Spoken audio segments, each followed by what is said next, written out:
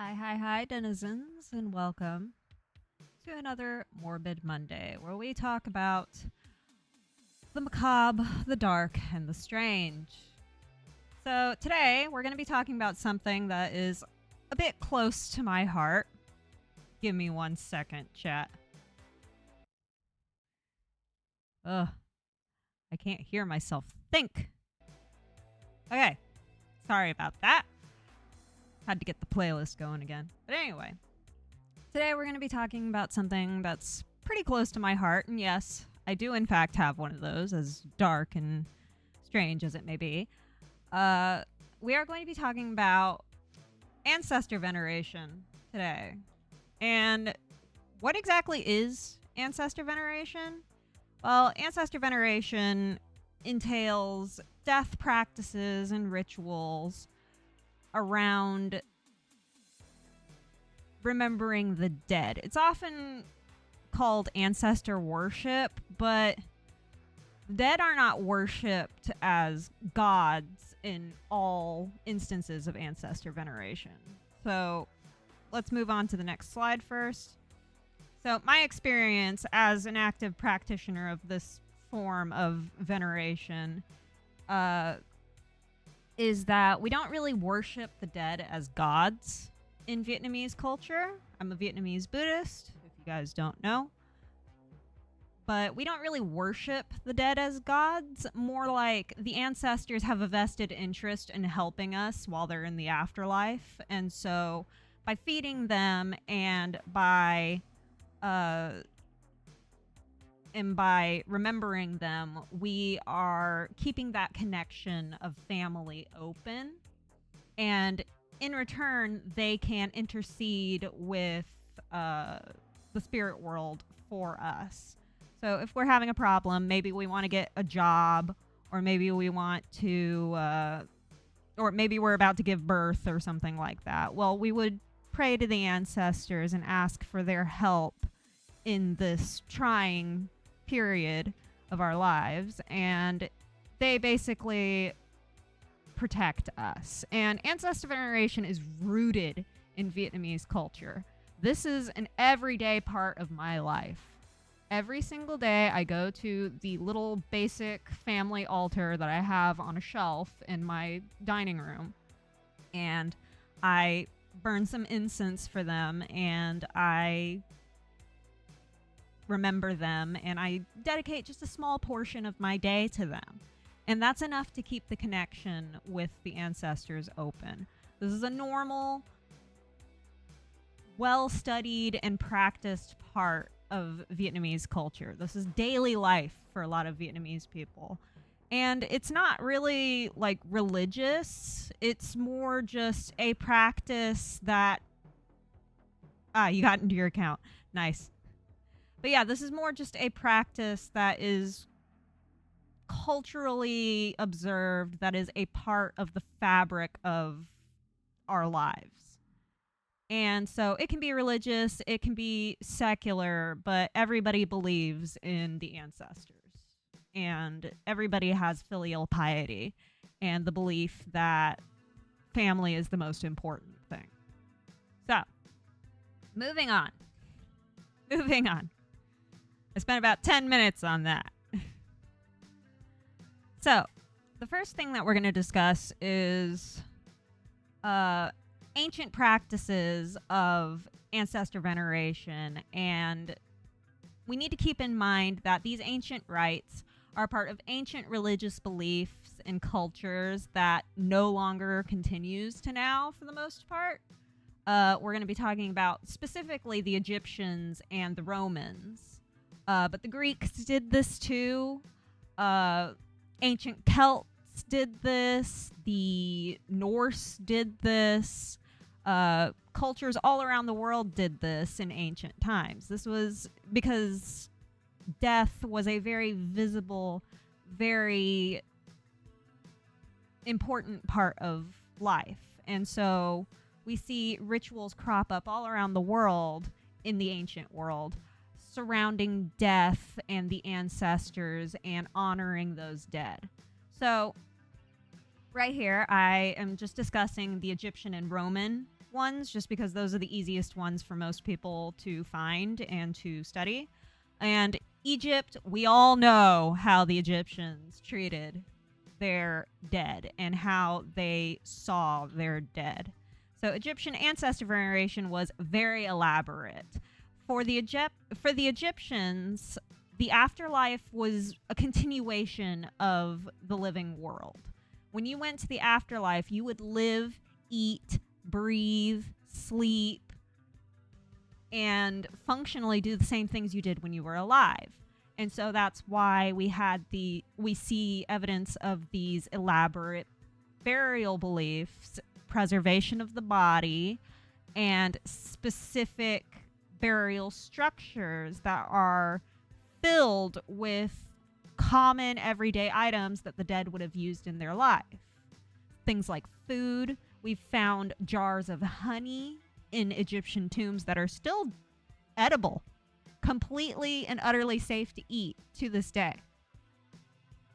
We've found mummified cats and mummified dogs in the more elaborate, rich burial sites. We've found pottery containing, yeast for baking bread. We've found fruits and vegetables that have been preserved in jars and left with the dead. The dead were given every single possible thing that they would have had in life. And if they didn't have the actual physical object, then a facsimile of that object, like there are plenty of stone cucumbers and things like that found in burial vaults. So a facsimile would be put in place instead of the actual object itself. And this was deliberate. It's because the dead relied on the living, the memory of the living, to pass into the next life. And so if you've ever been to Egypt and you've been to the museum there, in the room where they have the ancient Egyptian mummies and things, you will see a tablet with the names of everybody that's in the museum, everybody that is interred in the museum currently. And you are encouraged, and they have it translated in all languages so that you can do this. You're encouraged to say their names either out loud or reading it silently to yourself. This is a part of ancient Egyptian practice. And it's very similar to how ancestor veneration is practiced today in some places.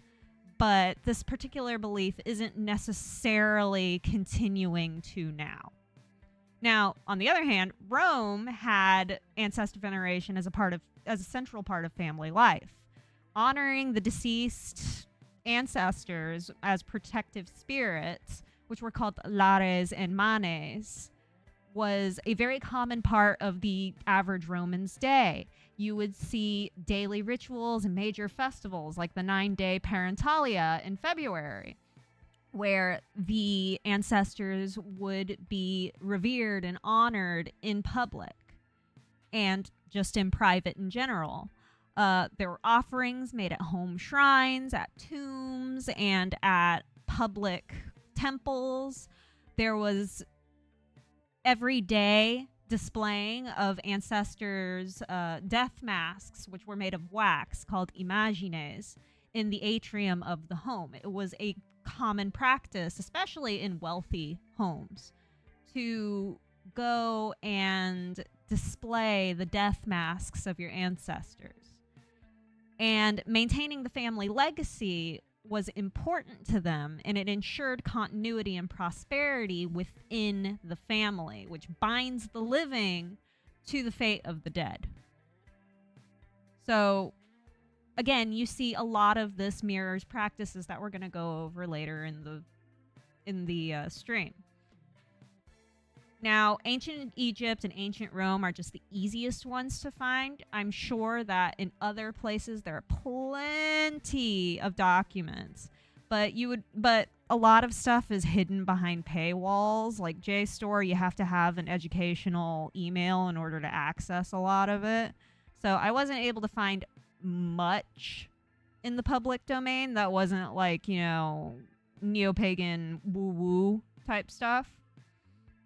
And that's not what this is about. This is about like actual ancient practices. And this is actually a detail from a 2nd century sarcophagus, and it depicts the death of Meleager. And this is a Greco-Roman carving. So we get to see that this has been happening since ancient times. This is not something new. This is not just, neo-pagan whatever. This is something that is deeply rooted in the consciousness of humanity. So, moving forward, we are going to discuss African diasporic beliefs and practices. Specifically, we're going with the Yoruba, the Congo, and Vodun. So, ancestors, I'm probably pronouncing a lot of these words wrong, by the way. The ancestors, whatever they're referred to in these various cultures, are active family members in these cultures. They are still around as spirits, and they must be fed and honored.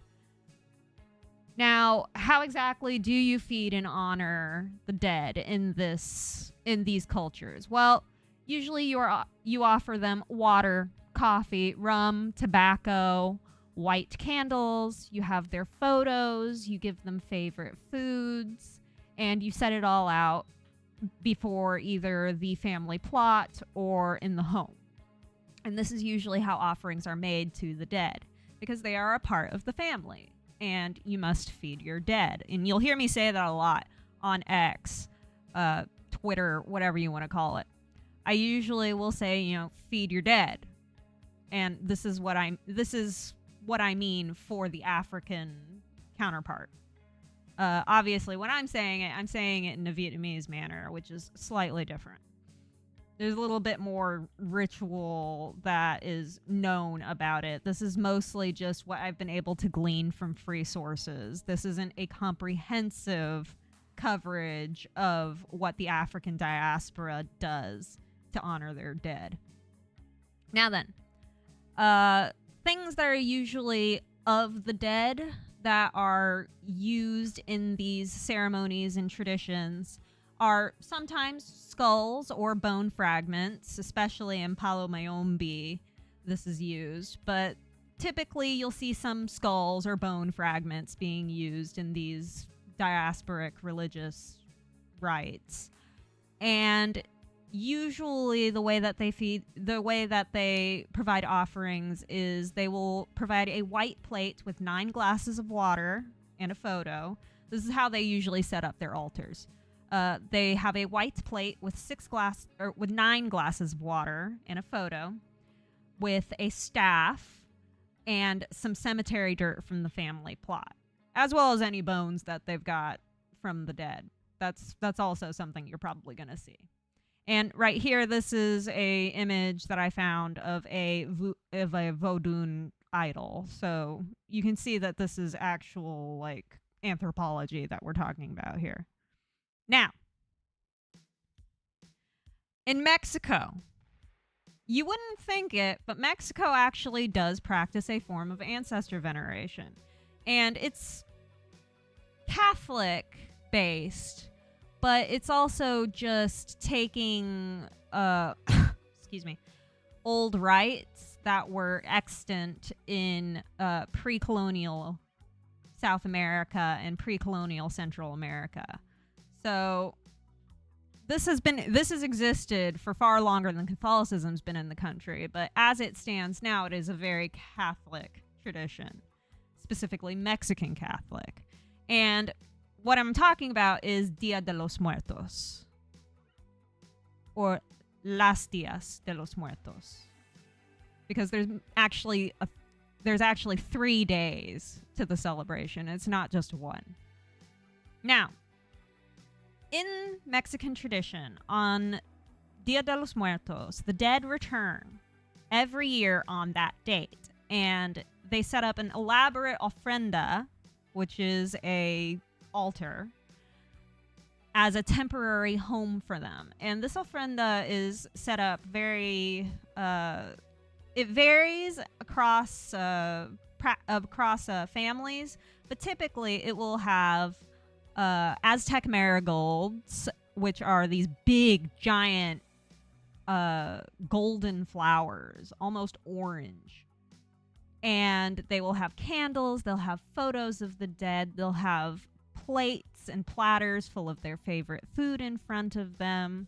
Oh, my headphones just turned off for some reason. Hello? There we go. They're back. Anyway, they'll have these platters of their favorite food, samples of their favorite food. They'll have papeles, which are these paper flags that hang from the ceiling. You can see it in this picture here, right here. They're usually the ofrenda is usually very colorful, very elaborate. And like I mentioned in the second point, they have marigolds, pan de muerto, sugar skulls, tequila, copal, and photos all on this ofrenda with platters of their favorite foods. And they will have dancing and parties and laughter. People will go and sit in the graveyards, clean off the graves, and then have dinners with their deceased family members at their grave. And they will tell stories all day and all night about their dead.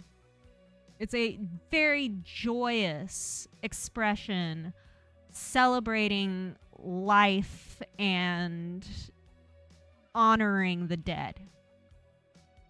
Now, to be fair, you will never see any actual bones or grave dirt or anything on home altars unless the altar is actually placed on the grave of the person who died. There is no actual use of bones or grave dirt or any of that on the home altar.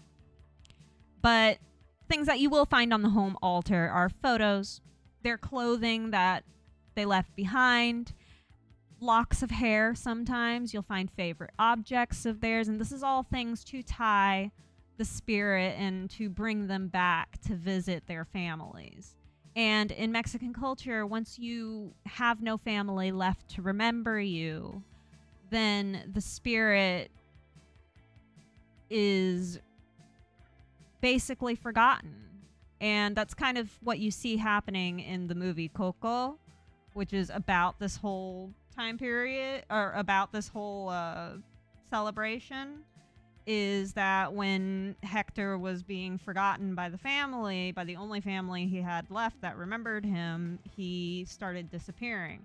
And that's a little bit of an oversimplified and like stylized version of the actual belief, but I think that it gets the meaning across fairly well. So, let's explore a different part, specifically where my mother's family comes from. Now, in Asia, there are various similar but culturally different belief systems around ancestor veneration, and it's actually where we see ancestor veneration be a normal part of daily life and a major part of the cultural fabric. So in China, specifically in Confucian, Taoist, Buddhist belief, the ancestors protect the lineage if they are properly revered. So that means remembering them, feeding them, and observing the proper rituals on the proper days.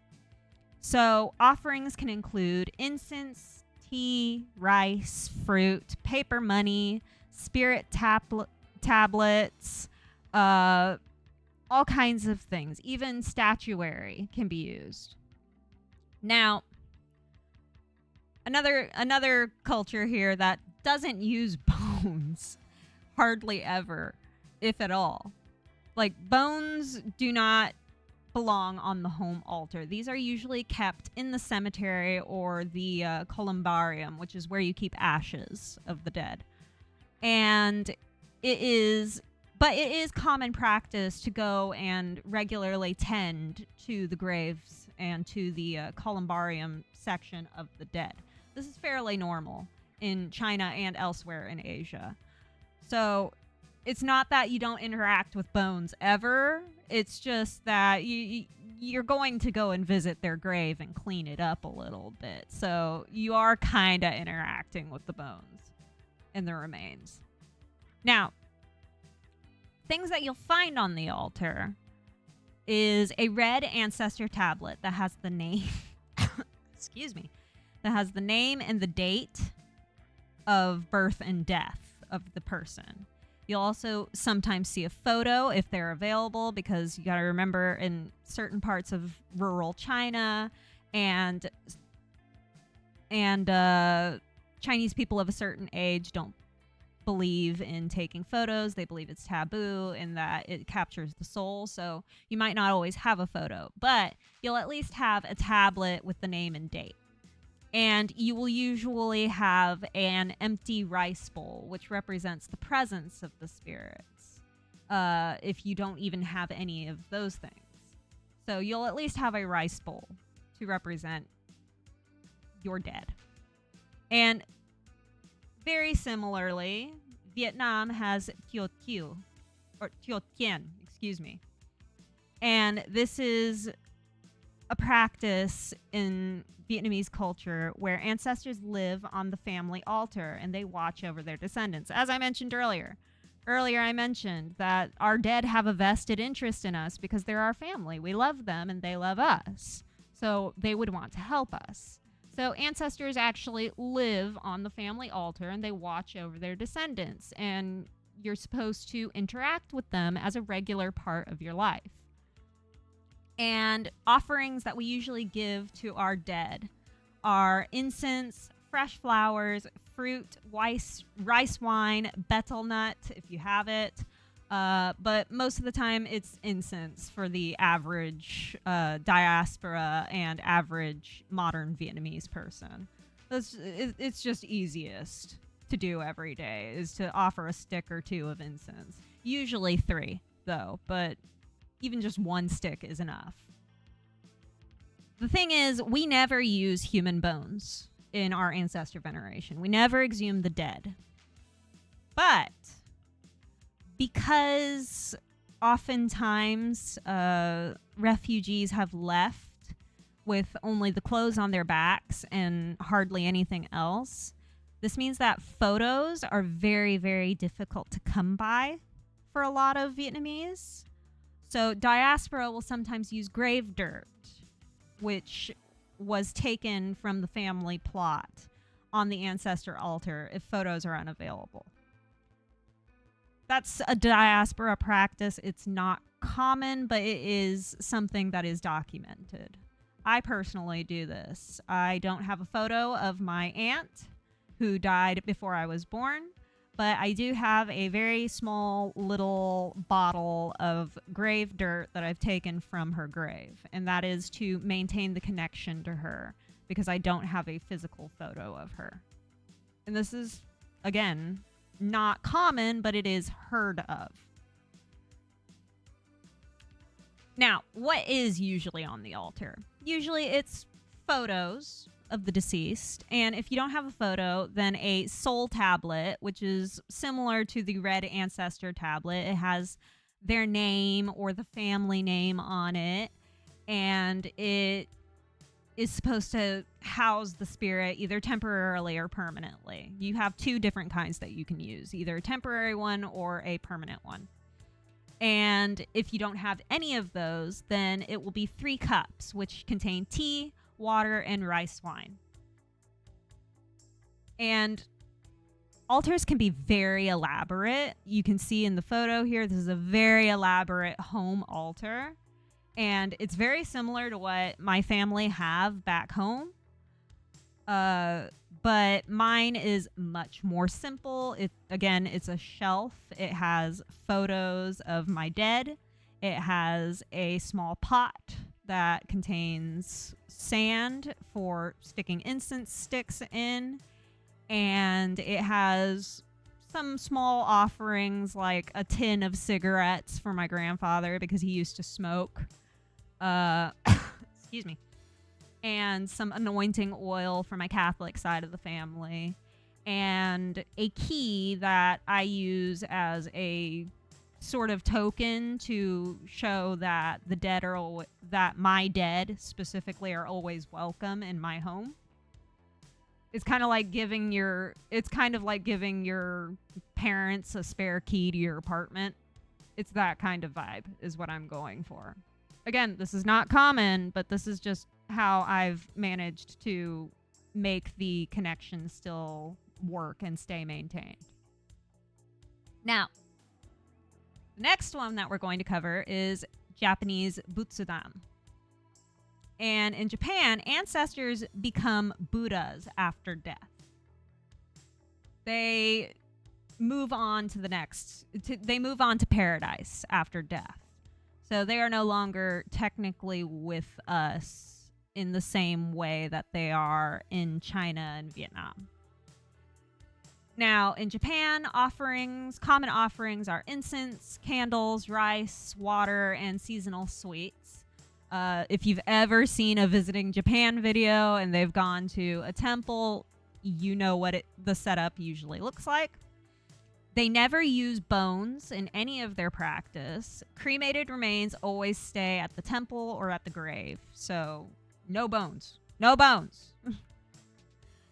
And what you'll usually find in the family home is an ihu, which is a wooden tablet that has their posthumous Buddhist name on it.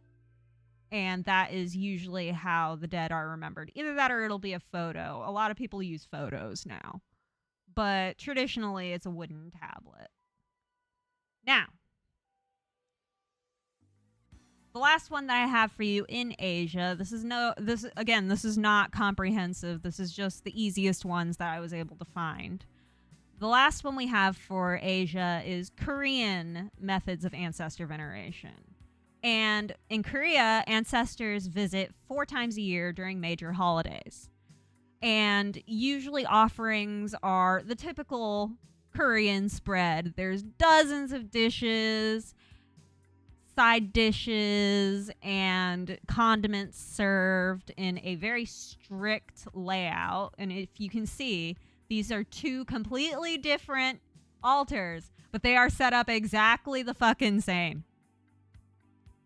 They are the exact same. So it is a very strict layout, my dude. Korea is not fucking around. And usually rice wine is poured and served to the dead 3 times. Again, we never use bones. Koreans never use bones in their ancestor veneration. It's not a thing. No bones. But what you will usually find on the altar, and you can see them in the photos, are photos or spirit tablets that contain the deceased's name, or I can't read Korean, so I couldn't tell you exactly what it says. But I'm assuming, based off of what I know of Asian veneration practices, it's probably their name. Now, moving from Asia and the Americas, because I'm going east with this one, or I'm going west with this one. We are going. Oh wait, no, I'm still in America, I guess.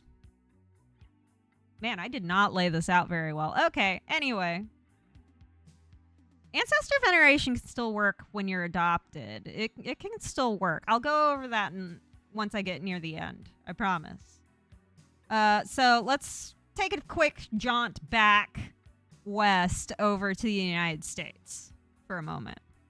Now, there are 2 specific ones that I wanted to cover in this that are the most visible form and the ones that have the most cultural documentation.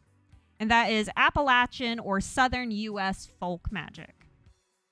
And this takes varied forms in the region of Appalachia, Ozarks, and the South.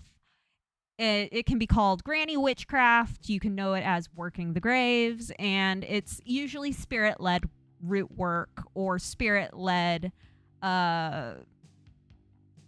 folk cunning is what my family called it, what my dad's family called it. And they were Irish, so that's probably why they called it that.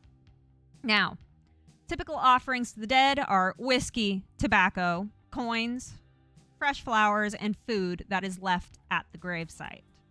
This is common practice. This is typically what you're going to offer your dead if you're from the South or Appalachia or the Ozarks.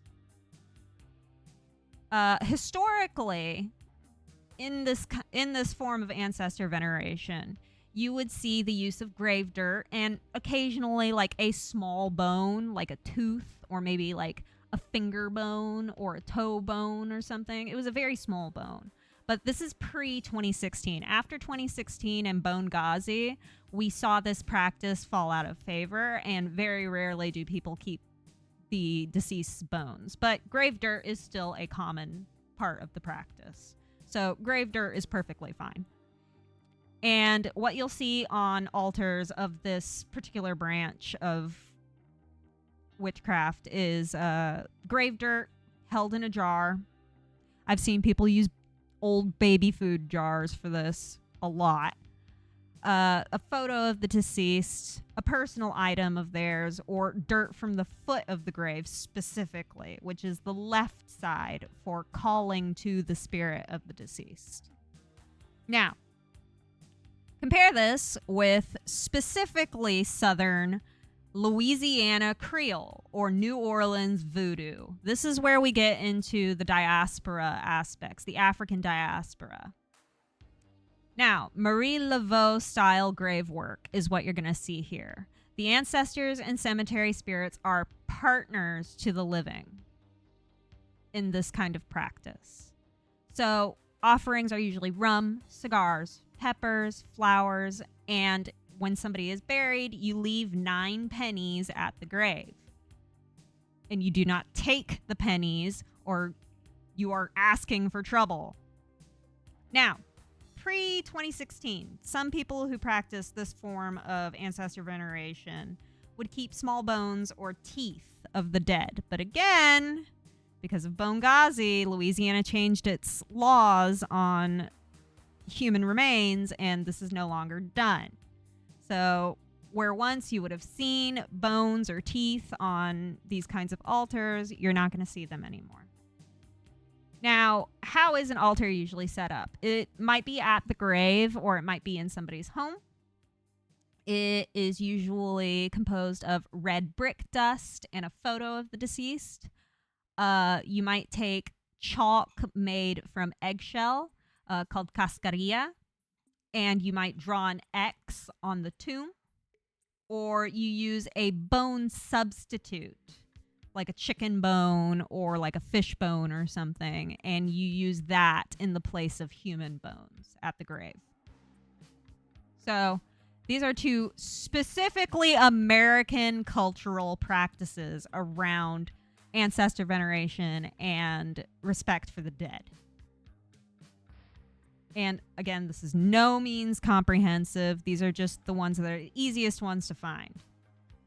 Now, we're going to hop across the pond, go to Europe. And I'm going to be covering specifically 4 different traditions here. I am certain that all over Europe there are different traditions, but these are the 4 that are the most visible and the ones that were the easiest for me to find. So you have European witchcraft, both traditional and modern. Now, in Europe, this form of ancestor veneration is just keeping track of the ancestral lines and respecting the dead in your particular ancestral line. Not necessarily the dead in general, just your family. And usually the bloodline or certain ancestors, like maybe your grandmother or like your great-grandfather, would be seen as spirit allies. They are allies to you, the living. And usually offerings include candles, wine, bread, and heirlooms that are left out on a sort of altar. It's not really an altar. It's more like just, decoration in your house. You might have a photo of them with like their favorite rosary and a candle or something like that. That's fairly typical, actually. But bone use is very rare in this form of ancestor veneration. There are some 19th century cunning folk that used teeth, but it is very uncommon to see bones of any kind used in ancestor veneration in traditional European witchcraft. Now, heathenism. This is Norse or Germanic ancient beliefs that are given a modern practice. Now, female ancestors, or the Disir, and male forebears guard the family. They're also known as the Alfar. So that's where we get Disir and Alfar from. These are forebears that guard the family, and they protect the family in the spirit realm. Offerings are usually mead, ale, porridge, and runes. You never have bones. Usually you might have effigies, like you can see on this particular altar setup. There are 2 effigies here that look like longboats, but you never have bones. And traditionally speaking, ancient Norse practice, the bones would have been put into a boat, like the body would have been put into a boat, set on fire, and then pushed out to sea. So you wouldn't have had the bones anyway.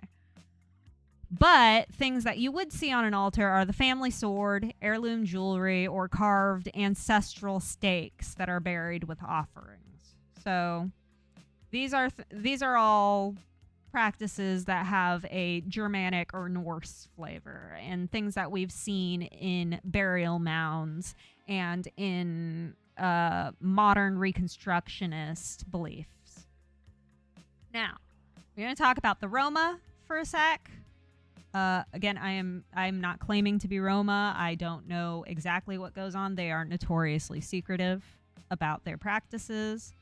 But what I have been able to glean from public resources is that the ancestors, mule, protect from the mulenge, which are impure dead. So again, we're seeing ancestors as protectors. Offerings usually include wine, bread, and tobacco left at the crossroads or the grave. There is a very extremely rare use of bones. Certainly things like teeth might be used in certain areas, but again, this is incredibly rare and might not even be widespread practice. But typically an altar setup would be red cloth, like a red cloth spread out with a photo or a name of the deceased, and coins would be buried at the crossroads for the deceased. So that is just touching on Romani traditions. I'm not going to go too deeply into it because I don't want to piss anybody off. Now, the one that I actually have a bit of experience with is Catholicism and what the Catholics do in their tradition of ancestor veneration. Because believe it or not, Catholics do practice ancestor veneration. It's just nothing like how I grew up practicing ancestor veneration and how many people think of practicing ancestor veneration. Now, in Catholicism, ancestors require the prayers of the descendants to leave purgatory and go to heaven. This is a documented thing. There are numerous prayers that are said in remembrance of the dead to help them get through purgatory faster and go to heaven. This is a thing. I am not bullshitting you on this. So, how do they remember their dead? What are offerings, quote unquote, that are left to the dead? Well, usually it's prayers, remembering them, telling stories about them, praying for their spirit, and symbolic gestures like lighting votives at the cathedral or excuse me, or like going and cleaning up their grave. Now, bones always stay in the grave. Desecration of a body is taboo in Catholicism. Bones stay in the grave. And the grave is positioned very carefully. And this is going to explain a lot for those of you who have wondered things about graveyards. Graves in Christianity and Catholicism in particular are positioning the body specifically in an east to west fashion, in a way that when the dead rise during the end times, whatever you want to call them, Armageddon, whatever, the dead will face the east, because it's said that the resurrection will begin in the east. So that is why graves are set up the way they are and why graveyards are the way they are. It's a very cool, niche little fact that a lot of people don't really think about. But that is why graveyards are the way they are. Now, altars are never like a thing in Catholicism. It's not a thing for the dead. They don't have these elaborate altars like we do in Asia or in these other places. Usually, things for remembering the dead are votives that are lit at churches and chapels, or you might have belongings of the dead that have been given to family members, cherished, and put out. You'll see flowers and candles left at the grave sites. And on All Souls Day, this is a Catholic practice to go to the graves of your dead and clean them up and refresh the flowers and maybe light a candle. Yeah, I know I'm right because we've done it before, husband. Belgian over here like she's right about everything so far, and I'm like, of course I'm right. We've done this. So, Harry, we've finally gotten to what you're asking about.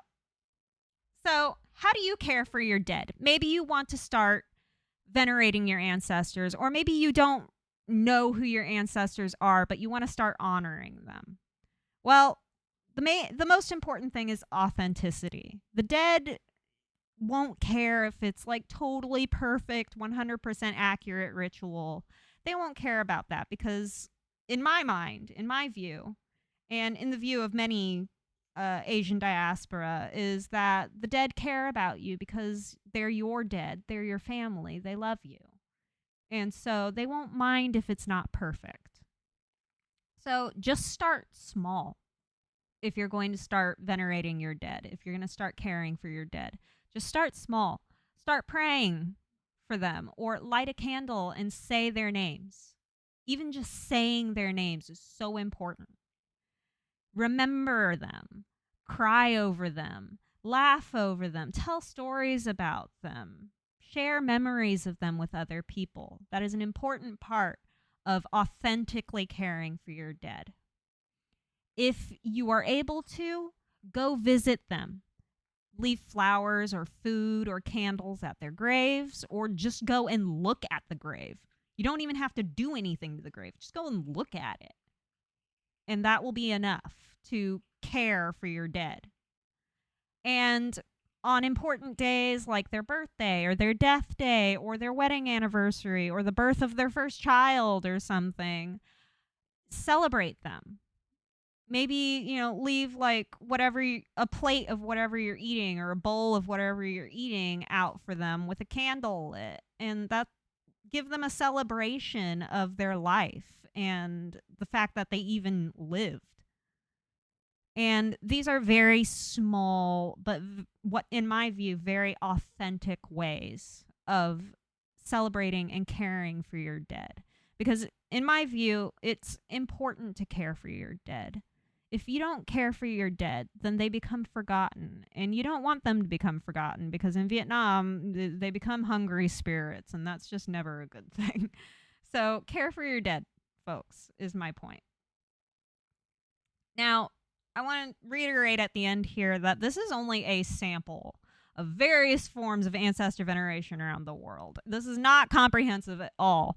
I haven't even gone over like Indian beliefs in ancestor veneration. This is a photo here of Myanmar, which I've never studied before. There's an offering being burned in China. There's all kinds of fringe beliefs. This is a casket containing the relics of a Catholic saint.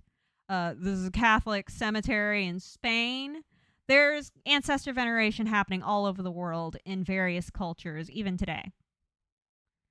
There is so much out there that I don't have time or space to start going over all of it. So, what did I want you guys to take away from this? I wanted you guys to understand that ancestor veneration and caring for the dead, venerating the dead, making sure that they are remembered, is a very normal act. Every culture has some way of remembering of their dead, even if a lot of people may not actively practice it. It is a completely normal part of the human experience. And it's steeped in grief, respect, and love for those who have passed. There's many, many, many ways to venerate and care for your dead. And I hope that just by talking about this with you guys and sharing examples of different ways different cultures venerate the dead, that you guys also start thinking about how you can care for your dead and how you can remember your dead. And maybe there will be a lot less hungry ghosts out there if everybody took a moment to remember and keep them from being forgotten. So I want to thank everybody for showing up today. If anybody has any questions, go ahead and start asking them now. Go ahead and start asking them now. I'm opening the floor to questions and answers now, chat. So go ahead and start asking. Oh, excuse me. Excuse me. So, does anybody else do any kind of like ancestor veneration or like ancestor worship or anything in their daily lives? Like, I want to hear from you guys. Do you guys have any religious beliefs regarding the dead? Like, is that a thing for you guys? Or am I the only weirdo here? Am I the only ancestor venerating weirdo in chat? I need to know. I hope not. I hope that there's at least somebody else that like actually cares about their dead.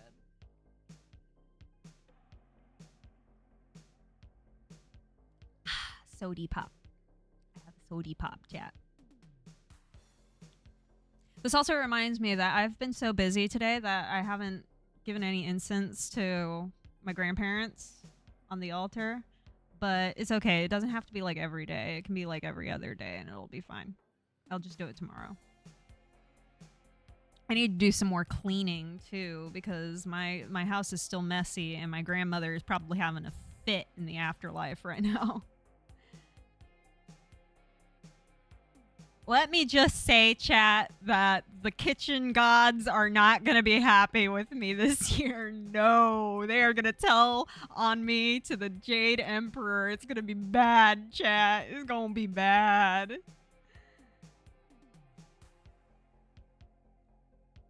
Okay, well, if there's no questions, then I want to thank everybody for showing up today. I love you guys, whether you're new or old here, and I really want to thank you guys for showing up because ancestor veneration is something I take deeply seriously. As much as I joked around this time, I really do take it seriously. It is a big part of who I am as a person and how I honor my culture and my roots. So it's very important. I'm not a weirdo. I think what you and many others do is really nice. We just visit the graves of our loved ones and pray. See, that's what I'm talking about. That's what I'm talking about, Squid. That's still ancestor veneration. It's a different form, and it's a very good form. I think that it's beautiful that in Europe people will go to the graves of their dead and go and clean them up and pray for them. I think that's beautiful. I like that. I wish more people would think to do that more often instead of just once a year. Because I know that my family go to my grandparents' graves and my aunt's grave all the time. And they'll like refresh the flowers and they'll like sweep off the gravestones. And if they notice that, something got knocked over or maybe that things are looking a little dirty, they'll alert the plot manager and have somebody come out and clean it up. So, you know, I wish that people would honor their dead more. So, that being said, I love you guys whether you're old here. I want to thank you guys for showing up. Be excellent to each other, chat. Be excellent to each other. And I will see you guys hopefully tomorrow. Tomorrow we're going to be playing Lobotomy Corporation, finally. And also, tomorrow is mine and Belgian's anniversary. So I hope that everybody has a good time. So I love you guys. And I'll see you guys tomorrow. Bye, bye, bye, bye, bye, bye, bye, bye, bye.